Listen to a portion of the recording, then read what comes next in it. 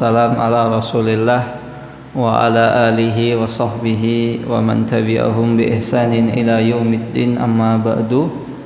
Allahumma sahli sadri wa yassir li amri wahlul 'uqdatam min lisani yafqahu qawli. Allahumma inna nas'aluka ilman nafi'an wa rizqan thayyiban wa amalan mutaqabbalan. Allahumma allimna ma yanfa'una wa zidna ilman wal huda wat tuqa was salaha ya rabbal alamin. Ikhwani fid din, azani Allah wa iyyakum. Alhamdulillah summa alhamdulillah, segala puji hanya milik Allah Rabb semesta alam.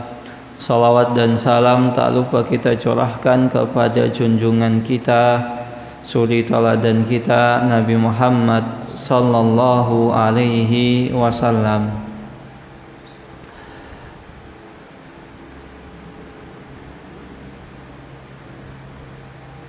Allah Subhanahu wa taala dengan begitu kasih sayangnya, sifat rahimnya kepada para hambanya, Allah Subhanahu wa taala mengutus kepada setiap generasi itu seorang rasul, seorang utusan yang bisa memberikan peringatan kepada mereka tentang apa-apa yang Allah Subhanahu wa taala perintahkan dan apa-apa yang Allah Subhanahu wa taala larang, dengan tujuan karena bentuk kasih sayang Allah Subhanahu wa taala ini agar hambanya selamat baik di dunia maupun di akhirat. Maka kasih sayang Allah Subhanahu wa taala ini hendaklah kita syukuri senantiasa. Jangan sampai kita tidak mensyukurinya. Karena melalui Rasulullah SAW, para nabi dan para rasul yang telah diutus Allah Subhanahu wa taala, kita bisa mengenal agama Islam yang indah ini. Kita bisa mendapatkan kebahagiaan yang abadi, baik di dunia, kebahagiaan yang Allah Subhanahu wa taala segerakan, ataupun kebahagiaan akhirat yang senantiasa kita dambakan. Maka ketika Allah Subhanahu wa taala mengutus para nabi dan rasul utusannya, tentu Allah Subhanahu wa taala di sana telah menggariskan aturan, telah menetapkan aturan yang mana kita harus mentaatinya. Dan salah satu rukun di antara rukun iman seseorang adalah dia iman kepada para nabi dan rasul. Dan ternyata rukun iman kepada para nabi dan rasul ini setidaknya memiliki aturan, memiliki konsekuensi, memiliki kandungan. Aturan yang pertama atau konsekuensi pertama adalah seseorang hendaklah meyakini, beriman bahwasanya risalah yang dibawa oleh para nabi dan rasul tersebut itu benar-benar berasal dari Allah. Maka kita tidak boleh mendustakan nabi sedikit pun, atau kita mengingkari salah satu di antara risalah para nabi tersebut. Saya nggak percaya bahwasanya dulu ada nabi yang bernama Daud atau Sulaiman. Maka ketika seseorang mengingkari salah satu di antara para rasul, maka sama saja dia mengingkari seluruh risalah para rasul tersebut, semua rasul. Dan rasul itu jumlahnya itu bukan hanya sekedar 25. Rasul itu setidaknya ada 1000 berapa? Rasul ada berapa sekalian? Jumlahnya Rasul 313 ya. Sedangkan Nabi ada 1024. Itu Nabi. Rasul 314. Banyak enggak? Banyak. Maka barang siapa yang misalnya mengingkari salah satu di antara Nabi dan Rasul tersebut, maka sama saja dia mengingkari semuanya. Allah Subhanahu wa taala pernah menyebutkan la nufarriqu baina ahadim min rusulih wa qalu sami'na wa ata'na ghufranaka rabbana wa ilaikal masir. Sesungguhnya kami tidak membeda-bedakan seorang rasul pun di antara mereka. Artinya barang siapa yang mengingkari salah satu rasul, nabi dan rasul, maka sama saja dia telah dianggap tidak beriman kepada seluruh rasul, terlebih lagi kepada Rasulullah sallallahu alaihi wasallam, karena beliau adalah penutup para nabi dan rasul. Maka ketika seseorang beriman kepada satu rasul, misalnya kita percaya bahwasanya Nabi Muhammad itu adalah Rasulullah, utusan Allah yang hak, maka ini melazimkan, ini mewajibkan, otomatis kita juga harus beriman kepada seluruh rasul yang telah diutus, yang jumlahnya 314 tadi. Begitu pula ketika seseorang tidak beriman kepada salah satu rasul, maka melazimkan dia kafir atau mengingkari seluruh rasul tersebut. Allah Subhanahu wa taala menyebutkan tentang dalil tersebut, kadzabat qaumu nuhinil mursalin. Kaum Nuh, kaumnya Nabi Nuh alaihi salam, telah mengingkari, mendustakan para rasul al-mursalin. Para mursalin di sini menggunakan kata jamak, artinya rasul-rasul banyak. Nah, pertanyaannya di sini, yang didustakan oleh kaumnya Nabi Nuh itu berapa rasul? Siapa? Cuman satu, yaitu Nabi Nuh. Mereka tidak mau beriman kepada Nabi Nuh alaihi salam. Mereka mengatakan, wahai Nuh, nggak masuk akal kamu membuat sebuah kapal yang besar sedangkan kita sedang di masa kemarau. Nggak masuk akal. Nabi Nuh alaihissalam mengatakan, sesungguhnya aku membuat kapal ini atas dasar perintah Allah Subhanahu wa taala, atas dasar Rabb yang kalian sembah. Maka aslinya yang didustakan kaumnya Nabi Nuh itu cuma Nabi Nuh. Nggak mungkin kamu dapat risalah dari Allah Subhanahu wa taala. Namun ternyata walaupun yang didustakan ini satu, tapi melazimkan bahwasanya kaumnya Nabi Nuh alaihissalam itu tidak beriman kepada seluruh rasul keseluruhannya. Dan ternyata ini dalilnya ini bukan cuma pada satu atau dua tempat saja. Di tempat yang lain Allah Subhanahu wa taala menyebutkan tentang keadaan kaum Nabi Ad. Kaumnya Nabi Ad itu disiksa dengan apa? Kaumnya Nabi Ad. Nabi Ad itu kaumnya Nabi siapa? Kaum Ad, kaum Nabi Ad. Kaum Ad. Astagfirullah. Kaum Ad itu kaumnya Nabi siapa? Nah, Bilal, kaum Ad, kaumnya Nabi siapa?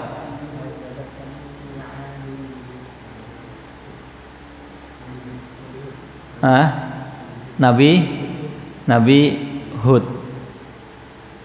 Nabi Hud alaihi salam. Nah, saya mau tanya, mukjizatnya Nabi Hud itu apa? Mukjizatnya Nabi Hud apa? Mukjizat Nabi Hud. Nabi Nuh itu kan salah satu mukjizatnya adalah beliau adalah salah satu keutamaan Nabi Nuh itu adalah beliau Rasul pertama Nabi Nuh. Hud, Nabi Hud, bukti kenabiannya apa? Atau mukjizat yang Allah Subhanahu wa taala berikan apa? Ada yang tahu Nabi Hud? Hah? Banyak yang ini memang kisah Nabi Hud itu banyak tidak maksudnya banyak orang tidak tahu, diungkap tapi memang banyak orang tidak tahu. Hah? Mukjizat Nabi Hud apa? Mukjizat Nabi Hud alaihissalam adalah beliau itu kuat dalam berargumen. Kuat dalam berargumen. Kuat dalam berargumen artinya ketika banyak misalnya dikelilingi orang, di debat banyak orang, Nabi Hud itu bisa membantah semua tuduhan mereka. Bahkan Nabi Hud alaihissalam beliau bisa membalikkan tuduhan yang kaumnya tuduhkan kepada beliau. Dituduh dengan berbagai macam, ini enggak mungkin, kamu bukan utusan Allah, bisa dibalas pintar. Jadi gampangannya adalah Nabi Hud alaihissalam itu nabi yang pintar dalam diskusi. Lebih tepatnya diskusi. Karena kalau debat itu kan cenderung negatif ya. Nah, iya. Jadi kalau diskusi itu pintar, argumentasinya kuat. Dan ini salah satu bukti mukjizat yang Allah Subhanahu wa taala berikan kepada beliau sehingga beliau bisa mempertahankan setiap argumentasi yang dilontarkan, dituduhkan orang-orang yang tidak mau beriman kepada beliau. Maka ini kembali kadzabat adunil mursalin, kaum Ad itu mendustakan seluruh rasul. Nah, pertanyaannya, kenapa demikian? Padahal yang didustakan kaumnya Nabi Nuh ya hanya Nabi Nuh. Kemudian yang didustakan oleh kaumnya Nabi Hud ya Nabi Hud. Kaum Ad hanya mendustakan Nabi Hud alaihissalam saja. Kenapa demikian kok bisa terjadi? Mendustakan satu nabi atau satu rasul sama saja dia mendustakan seluruh nabi dan rasul. Karena hal tersebut disebabkan karena inti atau isi dakwah yang disampaikan oleh para nabi dan rasul semuanya itu adalah sama. Apa itu? Untuk mentauhidkan Allah Subhanahu wa taala saja, untuk menjauhi perbuatan syirik. Maka kalau seandainya ada orang, saya percaya Nabi Muhammad itu ada, tapi saya nggak percaya Nabi Isa itu ada, harus kita percaya. Hal ini berdasarkan firman Allah Subhanahu wa taala, "Wa laqad ba'asna fi kulli ummatin rasulan an ibudullaha wajtanibut taghut." Dan sungguh kami telah mengutus seorang nabi dan rasul pada setiap umat untuk hanya menyembah Allah Subhanahu wa taala dan menjauhi sesembahan selain Allah. Maka Allah Subhanahu wa taala telah mengutus para rasul seluruhnya, di mana mereka menyeru dengan satu tujuan, menyembah Allah, menjauhi kesyirikan. Maka sama saja bagi orang kafir apabila mereka mendustakan Nabi Nuh alaihissalam, maka sejatinya dia telah mendustakan seluruh nabi-nabi setelahnya. Karena Nabi Nuh adalah nabi pertama. Nabi Nuh adalah rasul pertama. Adapun nabi pertama adalah Nabi Adam. Nabi yang pertama adalah Nabi Adam. Fadel, tolong pintunya dibukakan. Nanti antum tolong pimpin doa ya.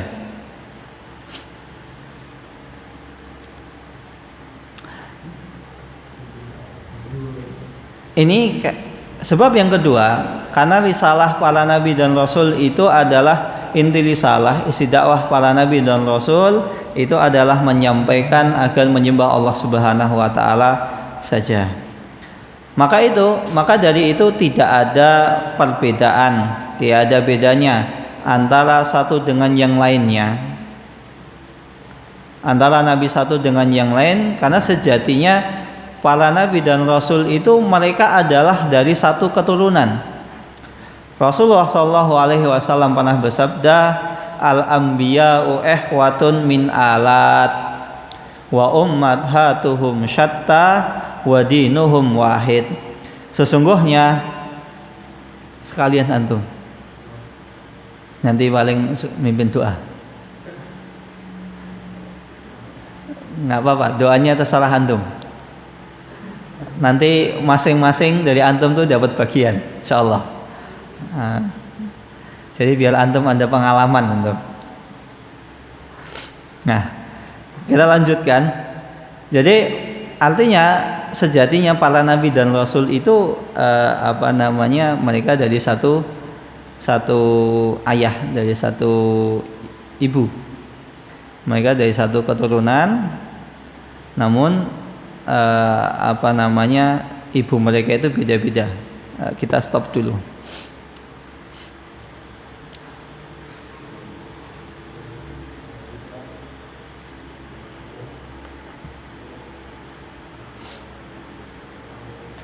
Kita break sejenak.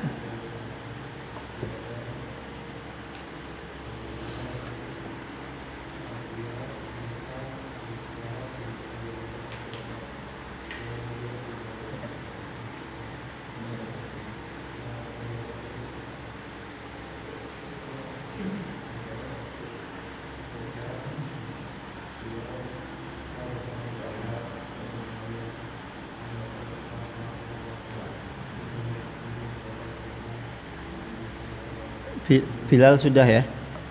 Bilal antum sudah pernah?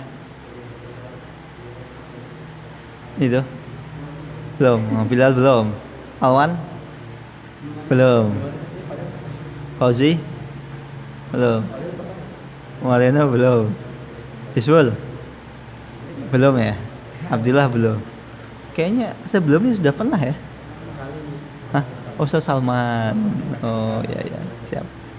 Nanti kita urutan insyaallah. Jadi jadwalnya ini 2 pekan sekali.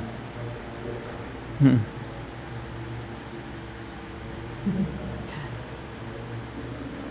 pekan sekali itu. Salah satu donatur. Jadi salah satu donatur di LTQ Al-Fatah. Donatur rumah tahfidz, donatur yayasan. Jadi mereka rutin setiap 2 pekan sekali. Itu biasanya Jumat Berkah.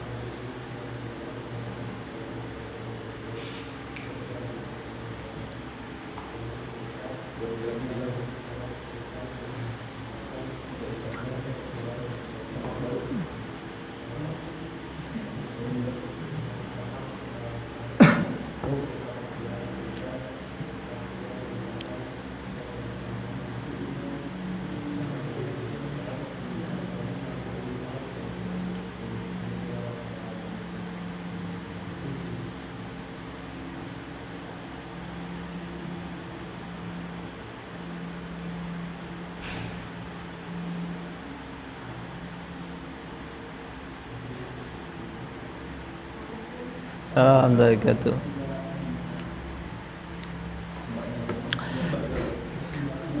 Nah, kita lanjutkan.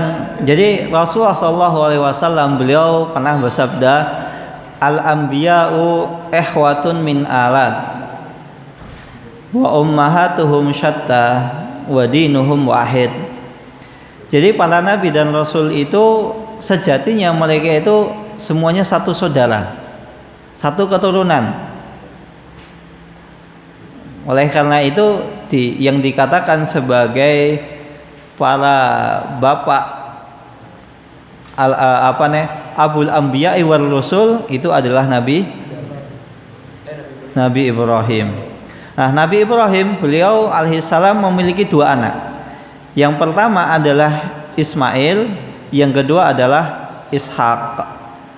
Nabi Ishak alaihissalam ini yang kelak akan menurunkan generasi-generasi para nabi dan rasul. Dan bisa dikatakan semua nabi dan rasul itu keturunannya Nabi Ishak. dan termasuk orang Yahudi. Orang Yahudi itu kan keturunan dari Nabi Syuaib alaihissalam. Nah, keturunan Nabi Syuaib itu nanti memiliki, kalau nggak salah Nabi Syuaib itu memiliki 12 anak. Yang 12 anak ini akhirnya menjadi suku-suku atau kabilah-kabilah dalam sekte-sekte, dalam ya kemarin kabilah ya. Jadi Nabi Syuaib itu memiliki 12 anak. Setiap anak itu nanti itu nanti menjadi kabilah terbesar dalam agama Yahudi. Ya. Tapi intinya semua para nabi dan rasul itu sejatinya dari Nabi Ishak alaihissalam. Semua nabi dan rasul, kecuali satu, yaitu Nabi Muhammad. Karena Nabi Muhammad adalah keturunan Nabi Ismail. Maka sekalian, ketika kita berbicara nanti tentang orang Yahudi, sebenarnya alasan orang Yahudi itu nggak mau masuk Islam itu cuma satu, simpel. Iri dengki. Iri dan dengki. Jadi orang Yahudi itu tahu Nabi Muhammad alaihissalam adalah nabi yang benar. Buktinya apa? Buktinya mereka itu banyak yang tinggal di kota Madinah. Maka nggak heran Allah Subhanahu wa taala mensifati orang Yahudi, ya'rifunahu kama ya'rifuna abna'ahum. Orang Yahudi itu tahu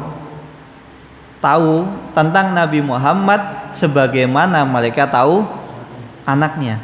Misalnya ya orang tua antum itu terpisah lama dari antum. Misalnya antum mondok di RTQ Al-Fatah. Misal 6 tahun nggak pulang-pulang antum. Ini misal. Ana yakin insya Allah orang tua antum itu pasti masih tahu. Karena apa? Memiliki insting. Begitu juga atau mungkin punya adik perempuan ya, atau kakak perempuan. Ada yang punya di sini? Ya, ada yang punya. Sudah. Ana tahu. Nah, suatu ketika adik atau kakak antum itu sudah besar. Kemudian mohon maaf pakai cadar. Kan orang sering tanya ya. Lah kalau perempuan pakai cadar itu gimana cara membedakannya? Tahu. Tetap kita tahu. Apalagi kita sebagai orang tua.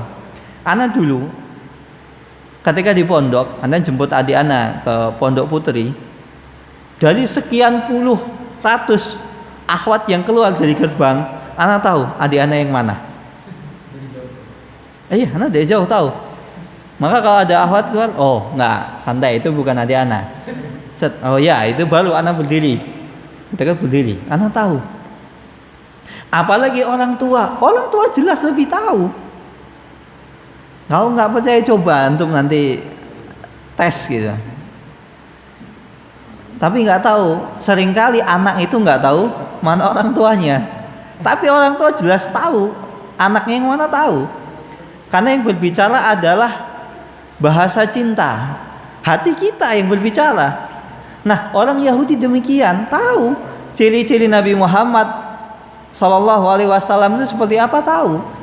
Maka mereka menanti Nabi terakhir itu kemana mereka hijrahnya. Maka di mana mereka tinggalnya? Di Madinah, di negeri yang banyak tumbuh pohon kurma. Maka banyak orang Yahudi itu tinggal di Madinah ketika itu, dan salah satunya adalah Bani Nadir. Bani Nadir itu adalah kaum di Madinah, kaum terbesar, kaum yang paling disegani, paling kaya. Dan bahkan hampir seluruh perkebunan kurma di Madinah itu punya Bani Nadir. Dan dikisahkan mereka itu memiliki 4 atau 6 benteng. Nah, kalau kita berbicara tentang benteng ya, benteng itu bangun satu benteng itu butuh banyak biaya. Antum bangun misalnya beli rumah ya 10 M, itu paling ya luasnya cuman 300 meter, 400, 500 lah. Itu full bangunan, itu 10 M mungkin ya. Bahkan 10 M bisa jadi nggak cukup. Lah ini benteng itu bukan cuman berbicara tentang 100-200 meter gitu loh. Namanya benteng itu ya misalnya satu kampung itu dikelilingi benteng semua. Nah luas satu kampung tuh kira-kira berapa? Ya 1 hektar, 2 hektar gitu, 3 hektar. Satu pondok antum gitu ya, satu albina gitu. Itu anggap aja itu benteng. Nah Bani Nadir itu memiliki 5, taruhlah 5, ada yang mengatakan 4, ada yang mengatakan 5, ada yang mengatakan 6. Taruhlah 5 benteng. 5 benteng di sini itu anggap ya taruhlah 3 hektar gitulah, 3 hektar. Dan namanya benteng di sana, di dalamnya ada perkampungan, ada pemukiman dan lain sebagainya. Nggak cuma sekedar ada kolam renang gitu, ada fasilitasnya, ada apa? 4 komplek perumahan gitu, zaman sekarang. Nah itu artinya kan dia kaya banget gitu loh. Mereka menunggu di Madinah, tapi ketika Rasulullah SAW hijrah ke Madinah, ternyata mereka tahu, ternyata Nabi terakhir sebagai penutup para Nabi dan Rasul adalah Nabi Muhammad. Dari mana? Pertama, dari keturunannya Nabi Ismail, yang notabene mereka adalah bangsa Arab. Jadi orang Yahudi itu mereka senantiasa berbangga-bangga ketika ketemu orang Arab. Lihat sekarang kalian bisa menindas kami, tapi lihat nanti Nabi terakhir, kami akan menindas kalian. Jadi ejekannya gitu, slogan mereka begitu. Tenang, Nabi terakhir nanti akan keluar dari bangsa kami, dari keturunan kami. Karena apa? Semua Nabi dan Rasul itu dari keturunan Ishak, Nabi Ishak. Masih satu darah keturunan dengan mereka. Nah ketika yang keluar dari bangsa Arab, yang selama ini senantiasa mereka ejek, mereka lecehkan, mereka rendahkan, bahkan kalau mereka didolimi, mereka mengatakan tunggu pembalasan kami. Begitu juga kalau misalnya mereka di Madinah, misalnya ada bangsa-bangsa Arab gitu ya, mereka ditindas atau didolimi, tunggu. Sekarang kalian bisa menindas kami, tapi tunggu nanti Nabi terakhir, kami pasti akan menindas kalian. Karena mereka tahu Nabi yang terakhir ini Nabi yang akan senantiasa dimenangkan, Nabi yang akan senantiasa dibela, Nabi yang akan menjadi penutup para Nabi dan Rasul. Tapi setelah itu ya ternyata bangsa Arab mereka nggak mau beriman. Inilah efek sombong. Ketika sombong itu sudah meliputi hati seorang manusia. Kita ini sudah diliputi rasa sombong, angkuh, congkak. Akhirnya jadi lupa daratan. Memang seluruh Nabi dan Rasul itu umumnya dari keturunan Nabi Ishak, tapi kan belum tentu Nabi Muhammad itu dari keturunan Nabi Ishak, dari bangsa mereka. Karena saking kecewanya, akhirnya mereka dengan berbagai macam cara nggak mau beriman kepada Nabi Muhammad. Padahal mereka tahu. Seperti kemarin kita sebutkan, orang Yahudi itu tahu sebenarnya masalah rajam di kitab mereka pada pertemuan sebelumnya itu ada, dan di Islam ada. Tapi mereka nggak mau, pokoknya gimana caranya mereka nggak beriman. Naudzubillahi min dzalik. Maka ketika ini para nabi dan rasul sejatinya kan dari satu keturunan, cuman ya beda ibu, tapi agama mereka satu, sama, risalah mereka sama. Mereka senantiasa mengajak untuk mentauhidkan Allah Subhanahu wa taala. Dan maka kalau seandainya seseorang dia tidak mau, walaupun dia mengimani seluruh nabi dan rasul kecuali satu, Nabi Muhammad, maka dia tidak dianggap sebagai orang mukmin, dia tetap kafir. Begitu juga misalnya ada yang mengatakan ya dari kaum Nasrani, Nasara, mereka mengatakan bahwasanya Nabi Isa alaihissalam itu bukan Tuhan, bukan juga anak Tuhan.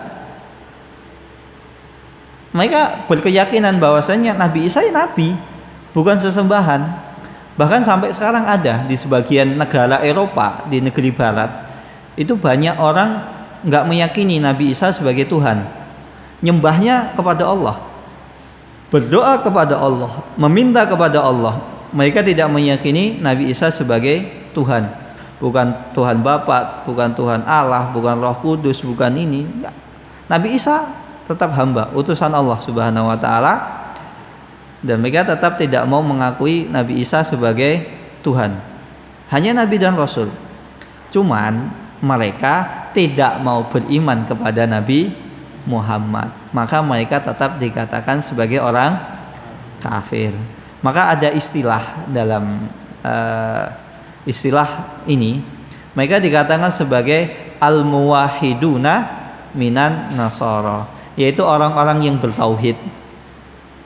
Mereka menyembah Allah, beribadah kepada Allah, tapi mereka tidak mau beriman kepada Nabi Muhammad. Nah, pertanyaannya, apakah mereka al-muwahhiduna minan nasara, orang-orang yang bertauhid dari kaum Nasrani ini mukmin? Tidak. Mereka tetap dikatakan sebagai orang kafir. Bahkan ada sebagian mereka ya, ada katanya ada Kristen Ortodok, mereka pakai jilbab, dan memang jilbab itu syariat. Di agama Nasrani mereka diperintahkan untuk berjilbab. Di Injil sekalipun disebutkan. Maka kalau mereka tidak mau beriman kepada Nabi Muhammad, sama saja mereka tetap dihukumi kafir. Ini adalah konsekuensi pertama. Kita harus mengimani seluruh risalah para nabi dan rasul. Kita tidak boleh membedakan satu di antara mereka. Kita tetap harus mengimani mereka. Dan tentu yang paling penting adalah kita mengimani Nabi Muhammad sallallahu alaihi wasallam. Kemudian konsekuensi yang kedua adalah kita beriman kepada para nabi dan rasul yang telah kita ketahui namanya, seperti para ulul azmi minar rusul. Ulul azmi itu seperti Nabi Nuh, Nabi Ibrahim, kemudian Nabi Musa, Nabi Isa, dan Nabi Muhammad sallallahu alaihi wasallam. Shalawatullah alaihim wassalamuhu alaihi. Dan kita juga selain kita beriman kepada nama-nama yang kita ketahui, kita juga harus beriman kepada nama-nama yang tidak kita ketahui. Karena tadi kan mengingkari satu sama saja mengingkari nabi yang lain. Ada yang mengatakan di antara nabi tersebut tuh ada Nabi Daniel. Kemudian ada Nabi Yusha. Kemudian ada Nabi Khidir. Nabi Khidir kan nggak disebutkan kan di 25 Nabi dan Rasul. Nabi Khidir, ada yang mengatakan Khidir, ada yang mengatakan Khadir. Ala kulli hal bebas. Yang paling penting antum percaya, mengimani. Mau Khidir atau Khadir itu tidak masalah, hanya beda penyebutan, beda bacaan, tapi intinya sama. Atau nabi yang lain, Yusha, Nabi Khadir, terus kemudian Nabi siapa lagi? Ada yang mengatakan Nabi Syed, ada. Ala kulli hal, kalau itu seandainya mereka memang benar-benar nabi, kita harus mengimaninya. Kemudian yang ketiga, konsekuensi yang ketiga adalah kita harus membenarkan semua kabar berita dari mereka yang sahih. Artinya kalau seandainya mereka nabi dan rasul, insya Allah berita yang disampaikan oleh mereka pasti benar. Wa ma yantiqu anil hawa in huwa illa wahyu yuha. Namun kenapa di sini kok disebutkan dari mereka yang sahih? Karena terkadang ada sebagian orang yang membuat-buat berita, membuat-buat kabar. Seperti contohnya hadis yang sangat masyhur di kalangan kita, utlubul ilma walau bisin. Tuntutlah ilmu walau sampai ke negeri Cina. Itu bukan hadis. Kalaupun itu hadis, adalah hadis maudhu, hadis palsu. Gak ada. Kalau seandainya benar ya, kalau misalnya ada hadis misalnya benar, Utubul ilma itu, nuntut ilmu itu jangan ke Cina, ke tempat asalnya mana? Makkah dan Madinah gitu loh. Tapi bukan berarti kalau misalnya di Cina ada ilmu-ilmu yang dibutuhkan oleh kaum muslimin, kita nggak boleh kuliah di sana, boleh. Misal kaum muslimin butuh misalnya apa ya, ilmu kedokteran yang nggak ada di negeri kaum muslimin, boleh kita misalnya belajar ilmu agama di negeri selain negeri kaum muslimin itu boleh. Kalau itu benar-benar ilmu tersebut tidak ada di negeri kaum muslimin dan kaum muslimin sangat membutuhkannya. Nah, dan catatan yang terakhir yang paling penting, ya antum akidah antum kuat gitu loh. Jangan sampai antum malah akhirnya tergoda, terlena sehingga antum malah jadi murtad, malah jadi kafir, malah jadi akidah antum malah jadi nyeleneh, antum malah jadi liberal, malah bisa jadi ateis. Itu yang bahaya. Maka daripada antum antum mengorbankan dunia akhirat antum, mengorbankan akhirat antum, karena kalau dunia belum tentu. Bisa jadi ketika seseorang murtad malah dapat dunia. Tapi yakini bahwasanya akhirat antum tidak ada yang menjamin. Karena innad dina indallah wal Islam. Dalam akidah kita, agama yang diterima di sisi Allah itu hanya Islam saja. Adapun agama yang lain tidak diterima oleh Allah Subhanahu wa taala.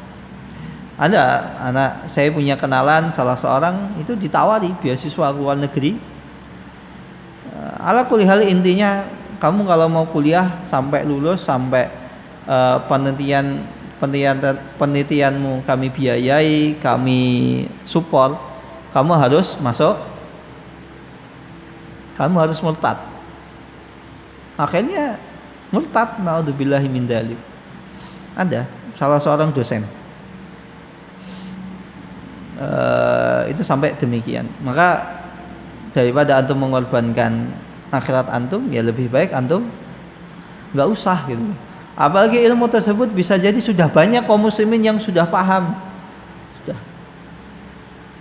Tapi kalau misalnya antum butuhkan, misalnya di tempat antum, saya mau kuliah kedokteran, karena alasannya apa? Di kampung saya itu banyak orang membutuhkan ilmu kedokteran. Ini perlu saya garis bawahi ya. Kuliah umum itu nggak masalah. Antum mau kuliah kedokteran, teknik sipil, tambang, lain sebagainya, nggak masalah. Selama itu intinya adalah antum tujuannya adalah untuk akhirat antum. Bisa jadi dengan seseorang menjadi dokter, akhirnya bisa mengislamkan orang lain. Atau jadi dokter, akhirnya buka praktek gratis. Siapa yang mau periksa sama saya gratisin semuanya. Akhirnya banyak orang tertarik, banyak orang miskin tertarik. Akhirnya mereka masuk Islam. Nggak usah kita ngomong kamu masuk Islam. Akhirnya itu cukup lihat dari kedermawaan kita, akhlak kita yang baik. Akhirnya mereka mau masuk Islam. Nggak masalah. Dan ini banyak. Apalagi orang-orang, mohon maaf, kaum muslimin itu kan banyak yang di bawah ekonomi yang kurang mapan. Dan mereka menjadi santapan yang lezat bagi para misionaris untuk memurtadkan mereka. Ada sebagian dokter, beliau begitu. Saya sengaja, kalau saya dari orang-orang kurang mampu, saya gratiskan. Tapi kalau orang mampu ya bayar. Tujuannya apa, Dok? Ya, orang miskin itu adalah makanan empuk bagi para misionaris. Saya nggak mau mereka murtad. Bahkan di daerah saya banyak orang murtad karena sebab bantuan saja. Akhirnya mereka menggratiskan. Nggak masalah, bahkan itu niat yang mulia.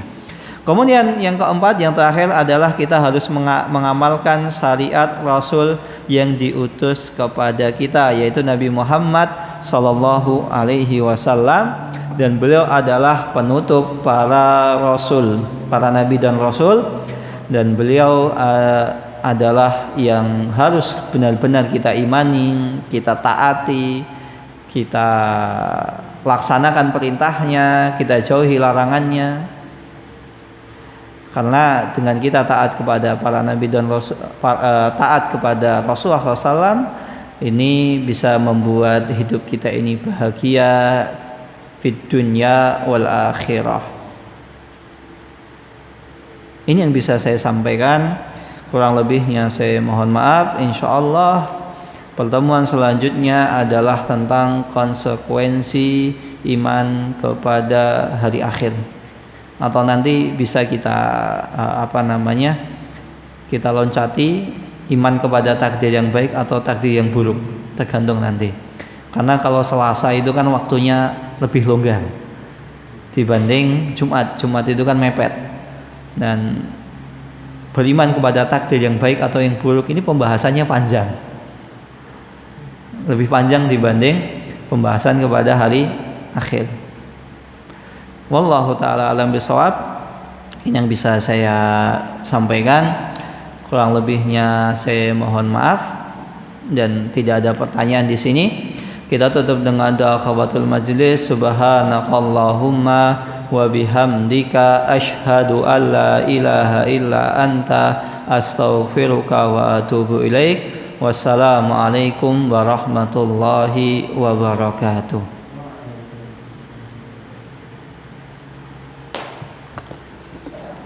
Nah, bulu-bulu.